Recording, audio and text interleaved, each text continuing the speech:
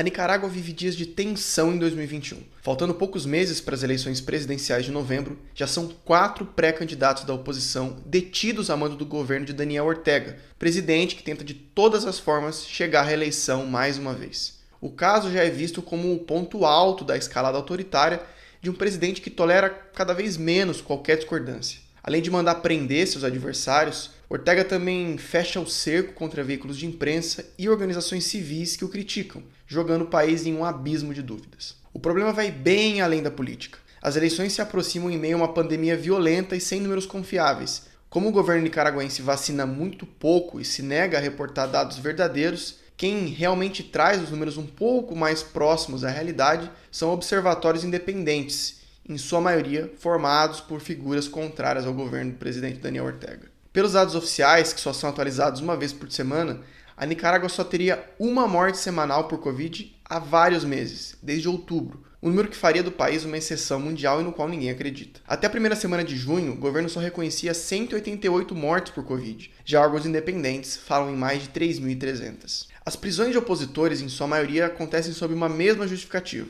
de que os adversários do governo estariam violando um polêmico pacote de leis aprovados em 2020 com o argumento de defender a soberania do país contra a ingerência e as sanções estrangeiras. Isso porque estariam sendo financiados com verbas de fora da Nicarágua, algo que virou ilegal depois da mudança das regras. É um fato que o governo nicaragüense sofre sanções vindas de fora. Após as prisões dos candidatos em junho, os Estados Unidos impuseram uma série delas contra familiares de Ortega e autoridades do governo. Mas essa retórica anti-imperialista não dá conta de explicar todos os desmandos por parte do orteguismo, que prende e ameaça de forma indiscriminada sob esse mesmo argumento de se blindar dos gringos. Até porque boa parte do dinheiro que vem de fora não necessariamente é financiamento vindo dos Estados Unidos, mas são remessas de exilados e pessoas que emigraram da Nicarágua, principalmente para a vizinha Costa Rica. Uma das detenções mais chamativas foi a de Cristiana Chamorro, filha da ex-presidente conservadora Violeta Chamorro, que derrotou o mesmo Ortega nas urnas na década de 90. Cristiana tenta repetir os caminhos da mãe, mas acabou presa, acusada de falsidade ideológica, lavagem de dinheiro e de intenções golpistas contra Ortega. Ela, assim como os outros presidenciáveis, teve a candidatura anulada pela justiça. No momento de sua detenção, a opositora era quem mais tinha chances contra ele. 21% das intenções de voto contra cerca de 30% do atual presidente. Está no poder desde 2007. Diversos ativistas e organizações internacionais, como a ONU, pediram a liberação dos detidos, que, segundo a entidade, foram presos de forma arbitrária e antidemocrática. Além das prisões, o governo também é muito criticado por ter formado, há poucos meses, um novo conselho eleitoral, formado majoritariamente por figuras simpáticas ao governo.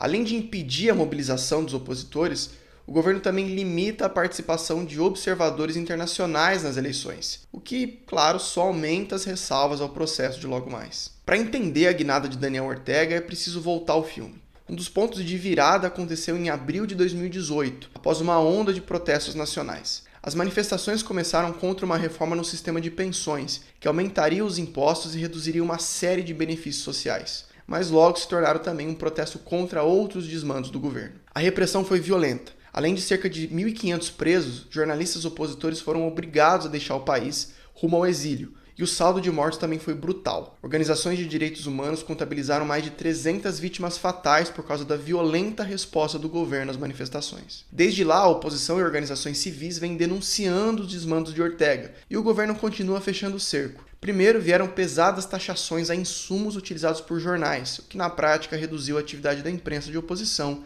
e levou ao fechamento de veículos. Depois, diferentes leis de soberania foram aprovadas para limitar a ação de grupos opositores que contavam com o apoio de exilados e organizações internacionais. Mas o ato final da escalada autoritária está vindo mesmo em 2021, com as prisões indiscriminadas de todo e qualquer presidenciável que pareça um nome viável nas eleições de novembro. Se a oposição já estava com dificuldades para encontrar um nome em torno do qual se reunir, o governo parece estar tentando resolver o problema por ela. Não está sobrando nome nenhum. O agravamento da situação de direitos humanos na Nicarágua se torna ainda mais trágico e um grande contrassenso histórico quando se recorda o passado de Daniel Ortega. Um dos líderes sandinistas, ele esteve à frente da revolução que encerrou uma longa e sangrenta ditadura de direita no país no final da década de 70. A Revolução Popular e apoiada por campesinos acabou com a dinastia da família Somoza, que mandou e desmandou no país com mão de ferro por mais de 40 anos, entre 37 e 79, com forte apoio dos Estados Unidos.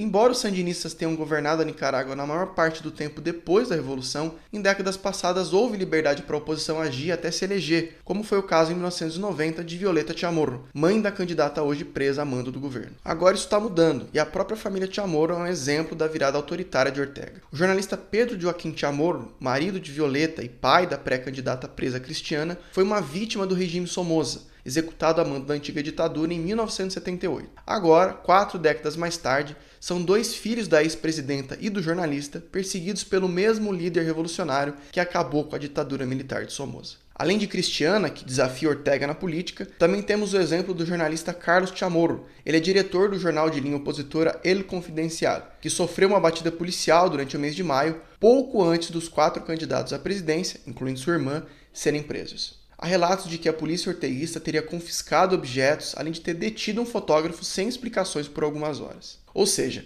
há 40 anos um Chamorro jornalista era morto pela ditadura, e agora um outro Chamorro jornalista é perseguido pelo governo Ortega. Tudo isso se soma ao recrudescimento de uma antiga revolução que resistiu duramente ao imperialismo, que hoje tem tomado ares cada vez mais autoritários. Há também um questionamento contra a própria figura do líder. Ortega também enfrenta acusações de violência sexual por parte de sua enteada. Ela hoje se afastou não só dele, como da própria mãe, Rosário Murillo, que exerce o papel de vice-presidenta da Nicarágua e também é vista como figura-chave na escalada autoritária do governo. Outra prova desse descontentamento é o abandono de vários antigos guerrilheiros e intelectuais de esquerda, que hoje já não se sentem representados pela mão dura de Ortega, gerando aí um novo dilema para a esquerda latino-americana. Não é à toa que uma das frases mais comuns ouvidas atualmente nos protestos na Nicarágua revela a desilusão com os rumos do líder sandinista. Ortega, Somoza son la misma cosa. Isso é, Ortega e Somoza são a mesma coisa. Se você acredita que o trabalho do Intercept é fundamental para ampliar o alcance de vozes que podem de fato mudar o estado das coisas, faça parte da nossa comunidade e apoie o nosso jornalismo independente em theintercept.com/ajude.